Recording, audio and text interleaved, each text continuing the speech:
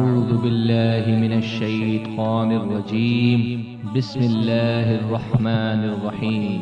حضرت عمر بن خطاب رضی اللہ تعالیٰ عنہ خلافت سنبھالنے کے بعد بیت المال میں آئے تو لوگوں سے پوچھا کہ حضرت ابوبکر کیا کیا کرتے تھے، تو لوگوں نے بتایا کہ وہ نماز سے فارغ ہو کر کھانے کا تھوڑا سا سامان لے کر ایک طرف کو نکل جایا کرتے تھے۔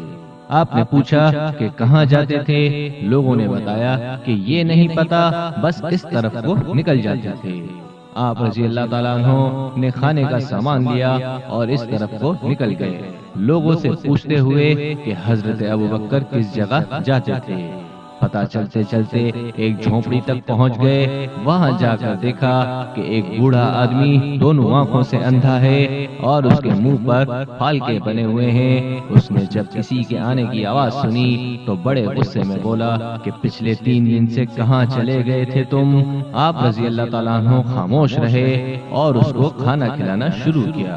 تو اس نے غصے سے کہا کہ کیا بات ہے، ایک تو 3 دن بعد آئے ہو اور کھانا کھلانے کا طریقہ بھی بھول گئے ہو۔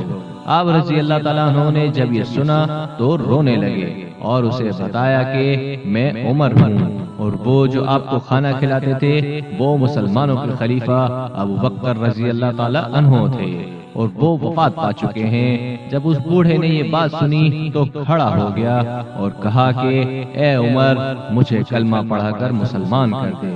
پچھلے 2 سال سے وہ آدمی روز میرے پاس آتا اور کھانا کھلاتا رہا، ایک دن بھی اس نے مجھے نہیں بتایا کہ میں کون ہوں۔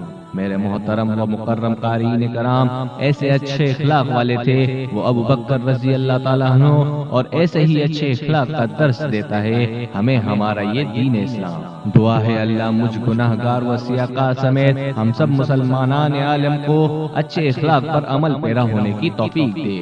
دوستوں، چلتے چلتے ایک گزارش ہے، اچھے واقعات جن کو پڑھ کر سن کر آپ کی سوچ میں فرق آئے، ان واقعات کو اپنے دوستوں اور رشتہ داروں کے ساتھ شیئر کریں، کیا پتا کس کی سوچ کس لمحے بدل جائے۔ جزاک اللہ۔